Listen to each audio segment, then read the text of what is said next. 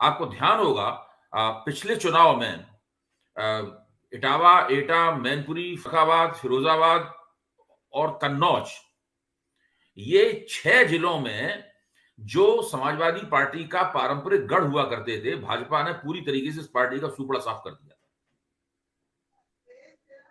और उस झटके से ये लोग कई साल तक उबर नहीं पाए।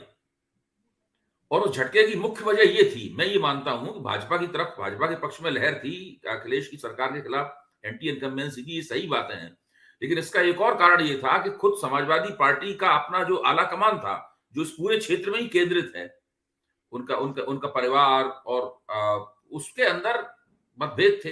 हम लोगों ने मंच पे एक दूसरे को, ये लोग गालियां दे रहे थे, एक दूसरे की टांग खींच रहे थे, एक दूसरे को नीच तक कह रहे थे, ये हालत थी। और मैं उस वक्त जब ये बहस हो रही थी मंच पर, जिसमें मुलायम सिंह जी भी बैठे हुए थे, इसमें अखिलेश जी बैठे हुए थे और शिवपाल भी बैठे हुए थे, धर्मेंद्र यादव थे, ये सारे लोग थे। तो उस वक्त आज तक पर मैं बैठा हुआ इन सब चीजों के ऊपर टिप्पणी कर रहा था और अफसोस जाहिर कर रहा था कि इन लोगों को क्या हो गया है। तभी लगने लगा था कि इन लोगों की इस बार उत्तर प्रदेश में 40-50 सीटें आएंगी। वही हुआ, 50 के इर्द गिर्द इन लोगों की सीटें आई थी।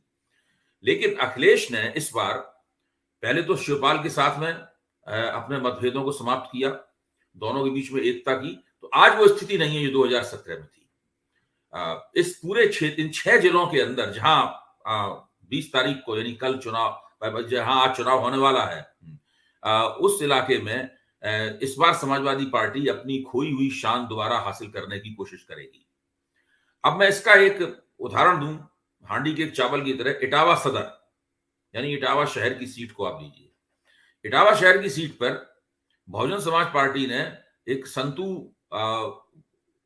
गुप्ता नामक एक उम्मीदवार को खड़ा किया है, जो कि आमतौर पर काफी लोकप्रिय किस्म के उम्मीदवार हैं, नगर पालिका के अध्यक्ष भी रह चुके हैं और उनकी अच्छी पकड़ है।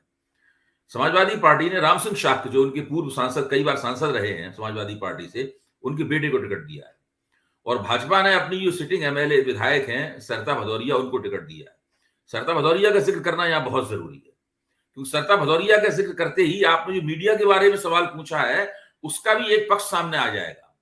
सरिता भदौरिया का एक क्लिप इस वक्त सोशल मीडिया में वायरल हो रहा है, जिसमें वो माइक पे खड़े होकर एक मीटिंग में कह रही हैं कि तुम हमारा अनाज खा गए, हमारा दिया हुआ अनाज खा गए, हमारा खाया हुआ रुपया डकार गए, हमारा दिया हुआ तेल डकार गए, लेकिन तुम्हारे मुंह से हमारे लिए नमस्ते भी नहीं निकलता है।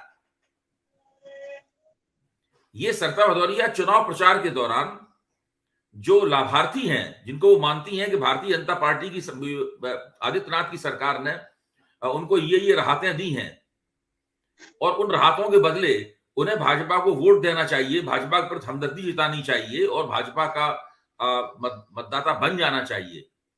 जब वो देख रही है कि ऐसा नहीं हो पा रहा है, जनता दी गई राहत को अपने अधिकार की तरह ले रही है, वो भाजपा के प्रति कृतज्ञ नहीं महसूस कर रही है।